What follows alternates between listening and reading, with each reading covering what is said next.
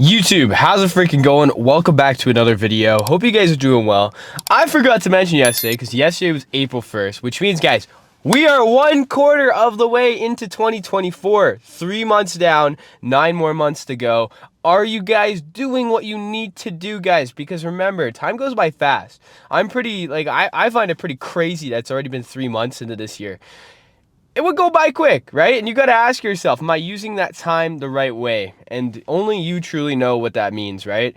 Like, money comes and go, guys. The ultimate currency of life is time, because time is limited. And every minute that passes, you can never get back. But every dollar you spend, you can make it back. So definitely need to make do with the time we have, guys. And stick to what you fucking say you're going to do. All right? A lot of people have these New Year's goals, and I would say about this time of the year, it starts to fade away. Right? A lot of people are so motivated. New year, new me. Oh, 3 months? Hit the first rock or the roadblock on my journey? Oh, I'm not going to look for the detour. I'm just going to head back home. A little analogy, but that's how it works. So stick to your New Year's goal, whatever it is. Could be going to the gym, could be eating right, could be going on a walk, spending more time with your loved ones, whatever the case may be, stick to it, guys. Right? It might be hard to stick to it, but you guys got to remember, the important things in life are important for a reason. Time goes by like this. Like I said, it's 3 months already into 2024. Have you guys been utilizing it the right way? And you got to ask yourself that. A little pointer from me to you guys on Sundays, sometimes Saturdays. Take a second, go over how your week was. Kind of like a review. Figure out, was I doing what I needed to do? What type of things was I doing right? What type of things was I doing wrong? Like, for example, if you slept in past your alarms or whatnot, it's like, okay, what made me sleep past my alarms? Because it could be diet, could have been on your phone too much, could have ate a little later than you typically do, so your body was still digesting food, still active when you were sleeping. There's a lot of factors, right? And you got to treat it like that. Really just take a step back, analyze what's going on in your life, because you got to take control, guys. Take control of your life. Live with intent. Everything you do should have intention behind it. Remember that. And I don't mean like be a fucking machine. Intent in the sense of, time is going to go by quick. So you got to make sure you're living in the moment. And it's hard, especially with us people that are grind oriented, right? You're thinking about the future all the time. Well, future is just a thought. The only thing that's real is right now. And sometimes because we get caught up in what you want and where you see yourself in the future, you don't take a second to look around and appreciate the very things that you have. And I find myself falling victim to that sometimes, right? I'll spend some time with my friends and whatnot, and I'll be like, I feel like I should be spending this time studying or doing some form of work. But the reality of it is, that's what I'm working for, right? I'm working to be happy. And if I'm hanging out with my friends and I'm happy, then I'm doing right. Happiness is a choice, but you got to do things that make you happy. You really do, guys, because time, like I said, is limited. Tomorrow is not promised. Today's not even promised, right? So you got to make sure you're doing the very things that you need to do and things that make you happy. And don't feel guilty about it and live in the moment, right? Because again, we live in such a fast-paced fucking environment, guys. We're always looking to what the next step is rather than where we're at right now. So remember that. But the next step for me, let's get a beautiful workout in. It's back day. I want to go hard as fuck, so I'm going to make sure that I'm doing those tempo reps and just getting a lot of volume. Not necessarily volume in the terms of like doing a million fucking sets, but the right volume and getting like good volume. And good volume, guys, tempo reps, drop sets, pushing yourself close to failure. But without further ado, it's fucking gym time.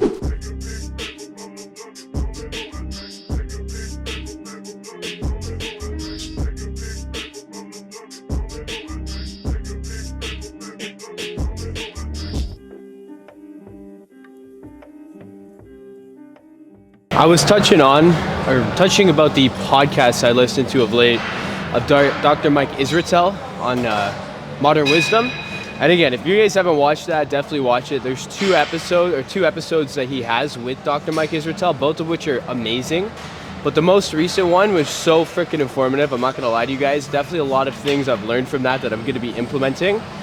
But one of the main things he was talking about is a fatigue to stimulus ratio. And essentially what that means is, like, does the exercise you're doing fatigue you to the point where you're incapable of doing other movements? And what I mean specific to that is, like, put yourself in a position almost to get injured and stuff like that. Like a good example of that would be an overhead press, right? It doesn't really have the benefits of other movements. I more so like the dumbbells because you can get more depth and it's individualized on both arms, so you're working both shoulders equally. But it's definitely like a sort of exercise where like it's a generalized strength, right? So people enjoy doing it. Similar with like a deadlift, right? There's definitely better movements to hit the portions of the legs that you're trying to hit, or the back. Kind of depends what you're trying to hit with that. And everyone's sort of fatigue to stimulus ratio differs, right? And the stimulus is more so the amount of growth that you're able to get from it. The stimulus to your muscles, which is of course gonna in turn create muscle gains, right? And that's what everyone's trying to do, especially with strength as well. It stimulates you to get stronger or whatnot. So everyone's different, right? Some people like the overhead press and it does do a lot for them, and some people don't like it, right? So it kind of comes back to that topic of there is no one shoe fits all or one size fits all type of shit for the gym. Everyone's different, everyone has different goals, everyone has different fatigue to stimulus ratios, which is something that's pretty important to remember, because at the end of the day, guys, you got to do what works for you, right? What works for me or what works for someone else that you guys might watch isn't necessarily going to work for you. We're going to work into our first exercise, which is going to be a double, or rather, it's kind of a single hand row. It's just kind of two different handles, 2D handles. You're going to be doing a row, more so of a mid. I'm going to come in like this. Sometimes people come in like this, but for me particularly, I like to come in with like a neutral grip. Just really emphasize the contraction in the center and get the full stretch. Very big advocate of making sure I'm getting that full stretch, following it through, really stretching out my muscles. And then on this one, I'm just going to control the eccentric. I don't really care too much about the concentric. I'm going to bring it in and bring it back slowly. 8 to 12 reps like usual. And of course, if I could do 12 reps, I feel like I have more in the tank. I'll go to that 15 rep range. If I can do 15 reps, then I'm not going till close to failure. And remember, that is the name of the game, especially if you're trying to achieve muscle hypertrophy. But most of the time when I record these sorts of stats, you guys are seeing the front angle, right? And that's not just showing you what's getting work. So I definitely think I'm going to switch it up with the camera from behind this time, so you guys can see my back actually in work and also see how far I go back. But remember, you want to, number one, make sure that you're getting enough range of motion, because on this, sometimes people have their knees super bent and be super close without getting a full range, right? So I put my toes on the bottom to really make sure that I'm getting that full range of motion and the maximum out of this machine, because the more range of motion, the more time under tension, and the better you can control the tempo, right? So just remember that. We're gonna get right into the set though. 4 sets in total, 8 to 12 reps. Let's get it.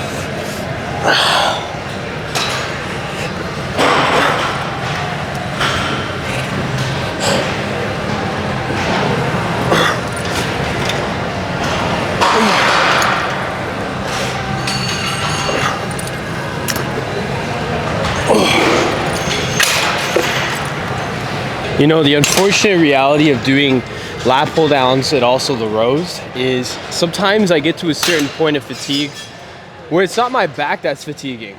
It's the synergist muscles being used in that exercise, which in that particular exercise is the forearms, okay? So the forearms get fatigued and it kind of alters your ability to actually do the weight. We are trying to hit the back, but of course, it's, you know, the forearms are there.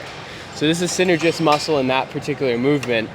And it does kind of limit you from being able to do a certain amount of reps, which kind of comes into the fatigue stimulus sort of element.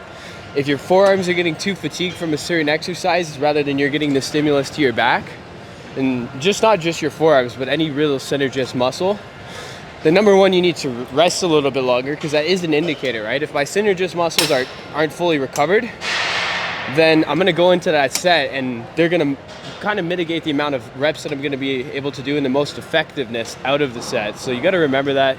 You gotta make sure that you're gauging your rest based off how your body's responding to the sets, right? Because everyone's different. I've said that before, and you gotta really rest to the point where you're able to go into that next set and do it correctly, right? Especially, like I said, if your synergist muscles are fatigued, you're not gonna be able to hit the muscle you're trying to hit the best, right? In this case, it's the back. So my forearms are fatigued. I can't expect to be able to do, you know, the lat pull downs correctly, or even the rows for that matter, right? Because I'll be limited to how many I could actually do. And there's no way of going around that, right? Your synergist muscles are gonna be worked when you're doing movements like that. But we're gonna work into a lat pull down. And I always say to have a good variety element of the tempo and the weights and whatnot. So on this particular movement, we're gonna go heavier on the lat pull down, which kind of seems to be what we typically do.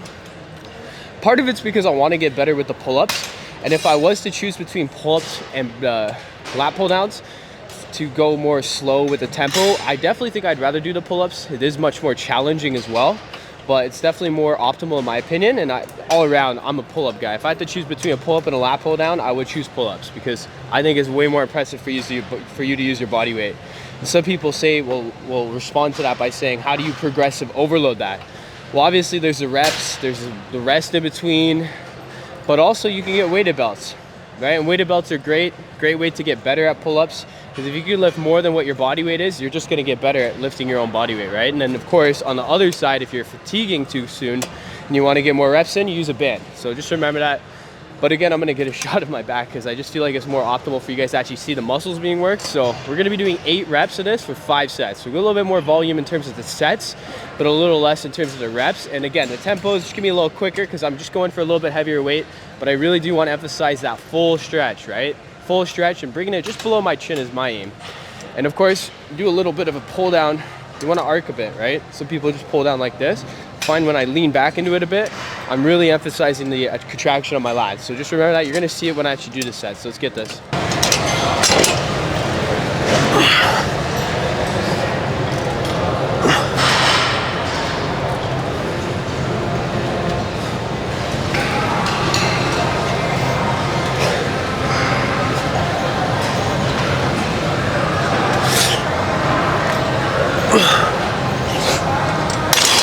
See, I don't typically do like a lat pull down and then just go back into another form of a lat pull down. But I found an attachment that I haven't seen at the gym before, which is a form of a mag grip. It's a close mag grip. So you hold it like this. I'm more of a fan of the wider one, but mag grips in general, guys, are the best. Just feel like it really mitigates the amount of forearm usage when you're doing the pull downs. It really emphasizes your back, but these are expensive and I'm very surprised to even see one at the gym. Someone might have left it here or whatnot, but definitely going to use it while it's here because again, this is the best way to hit the back. So I'm going to hit it back again, or sorry, some lat pull downs again. But this time I'm going to control it, and this is more of a mid grip, so it's a little going to hit the inner portion of my traps, you know. It's a little bit variety element. I still have pull-ups to do, so definitely hitting the lats pretty hard today. But definitely give this a try if you guys have one of these at your gym. You'll feel the difference already.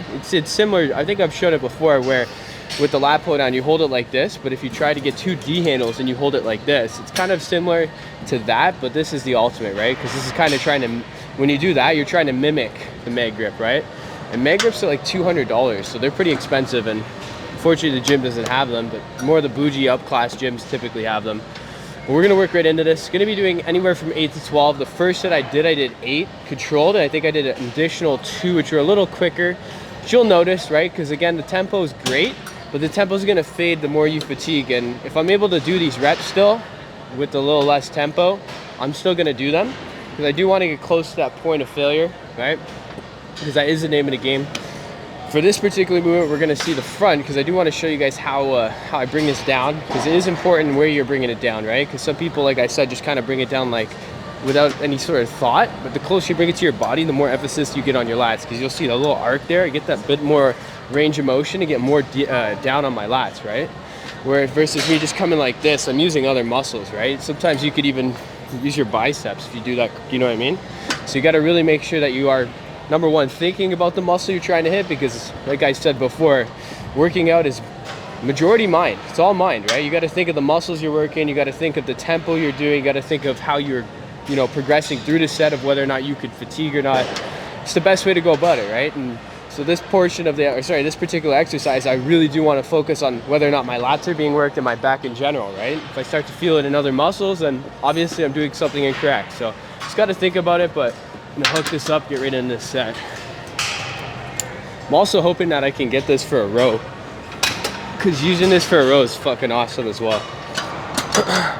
But we'll see.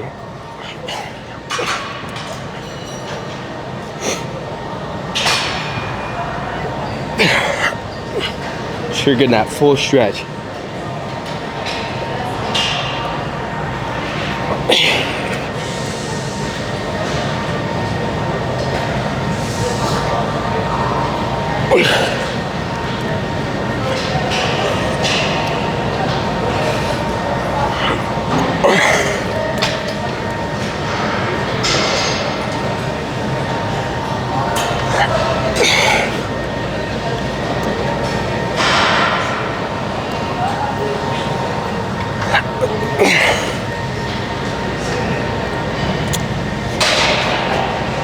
All right, we're gonna do just regular reps now.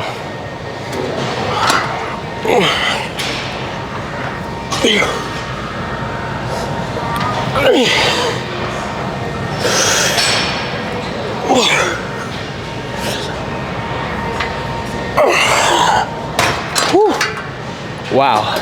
I'm gonna do 4 sets here in total. That's set number 2. I have to do a feeler set. I always say that, do a feeler set prior to doing your actual sets. But in terms of the actual feeler set, like when I say that, it just means like lower the weight a bit, but still work towards that point of failure. You just wanna make sure that you're getting that range of motion and the form down, right? Because you know, you might come into it without the thought of how to do it properly. Well, not necessarily the thought of doing it properly, but you might have just did a different movement. Some of the things that you did for that particular movement might be still in your mind. So it's always good to feel out the water, and then you got that pattern going. And that way you know exactly the best way to do it, target your back. I'd say that with the barbell when you're doing the bench press, but you can do that with anything, right? You wanna get that range of motion in, and everyone's different, right? So you wanna see what works for you. Let's get this shit done. See, sometimes the lighting from outside is good, but then other times it's bad. And in this case, it's bad because it does mess up the coloring on the camera. It's okay though, we're gonna work through it. I am gonna be working on a deltoid fly now. So typically I hit deltoids on shoulder day, but I did wanna throw it in today because I seen this video where Jeff Nippard was talking about how he does it to get a deeper stretch. Now, the way he described it, and I'm not gonna take credit for this because this is strictly what I've seen from him, is typically when you're doing a deltoid fly, you stop here, right? And you don't feel any tension really on your deltoids when you're doing this. However, when you move it here, you start to feel the stretch already on your deltoid. So what he does is he does a single arm, but he sits in it on an angle. So you can get past that mark. So you get more of a stretch on it and get that deeper stretch. And as I say, guys, the more stretch you get, the better you're gonna get out of the exercise. Get more range of motion, more time under tension, just more benefits in general, right? Of course, you can't do a super heavy weight for this, and you wanna make sure you're controlling it. And there's something else to mention that I noticed after doing my first set, is depending on the way you're holding it, you're gonna really emphasize whether or not you're hitting your deltoid. So you wanna make sure your arm's straight and pushing it forward, because sometimes these things have leeway where you can move it forward and back, and sometimes you bend your elbow too much where you're not getting that full stretch versus having your arm straight. So I recommend having your arm slight bend, not fully straight, but a slight bend, and holding it throughout, and making sure that you're thinking about it, right? Because as I said, majority of lifting is in your mind. But I don't want to chit chat for too long, because this machine is popular. There's a lot of people asking about it, so I might as well work right into this.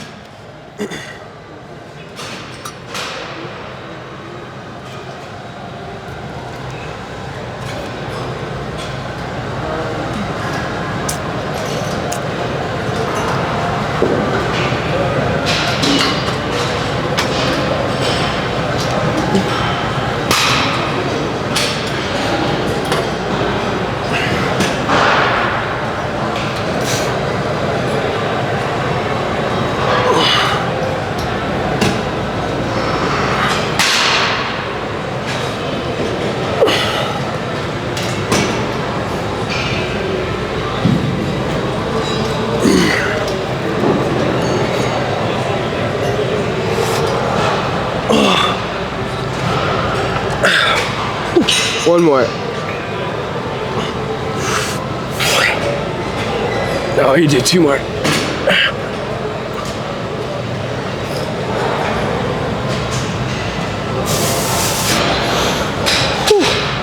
Right into the other arm.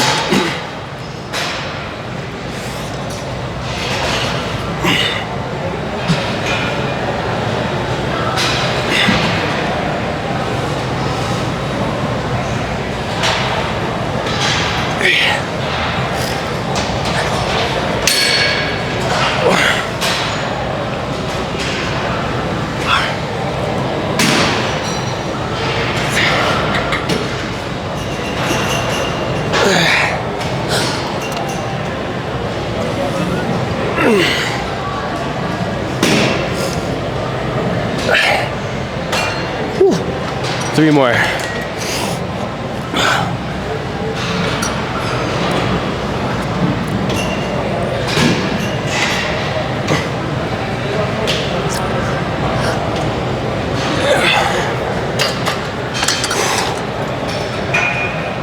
We do this for 4 sets, 12 each arm. I think I'm gonna up the weight this next set, see if I can do 8 reps of it, just by one of the baby weights, so 2.5. But make sure you guys are getting that full stretch. And the whole purpose of me doing it this way is to make sure that I'm getting that stretch. And I found sometimes when I was doing my reps there, I might fall through a bit with my body, which mitigates the amount of the stretch you're gonna get. So you wanna make sure your body's not moving with it, it's just your arm. So you get that full, deep stretch. Let's get this shit done. Doing the deltoid flies and that sort of variant definitely really emphasized the work on my deltoids because I'm feeling a lot more than what I typically do. So definitely give that a try. And again, shout out Jeff Nippert, fellow Canadian, so that's pretty fucking awesome. But that particular movement was awesome. We're gonna work into pull-ups now. Of course, you know, as I said earlier, gotta make sure you're doing some form of body weight in your workouts, whether it's pull-ups, push-ups, dips. You gotta make sure that you can control your body weight. You don't wanna be a big ass motherfucker that can't even do a pull-up or a push-up, right? So always encompassing that is smart. And for you guys that are like, well, you can't get progressive overload, wear a belt, do a belt, or do extra reps using a band, which is what I'm probably gonna have to do because I'm doing it at the end of my workout, right? So I am fatigued, I am not gonna make excuses, but of course you have to remember those factors. I'm gonna set out to do a certain amount of reps, which I think 8's a pretty good number to go with. And if I can't hit the 8 reps with just doing my body weight, then obviously I'm gonna rest. Number one, I'll rest in between sets to see if I can give myself a, you know, adequate rest to be able to do it. But again, the back's fatigued. I'll use the band if need be. That way I can make sure that I'm hitting the 8 reps and also get better at it, right? Because to get better at it, you gotta do more of it, right? That's just the way it is. We're gonna work right into this. Start off with just my body weight.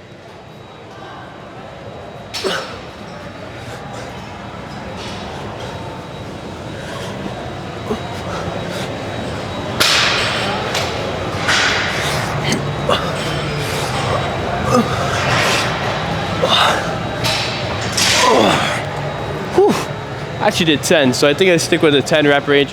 Gonna be doing this for 3 to 4 sets. We're gonna see how we feel after. Nah, we'll do 4 sets. I'm not gonna fucking limit myself. 4 sets of this, last exercise of the day. That way, knowing that, we have to make sure that we're putting in the most effort that we can. So we're gonna finish off strong, right? We don't wanna start off strong and finish weak. We wanna put in a maximum effort that we can and leave the gym feeling satisfied knowing that we gave it our all. So let's get this shit done. We have made it home safely. That's always a blessing. But I need to say something, guys. Pay attention to the task at hand, all right? Too many times I'm freaking driving and people are just not paying attention, man. They're not paying attention to what's going on around them. And that's dangerous, you know? I don't want to get into an accident, but it's just annoying.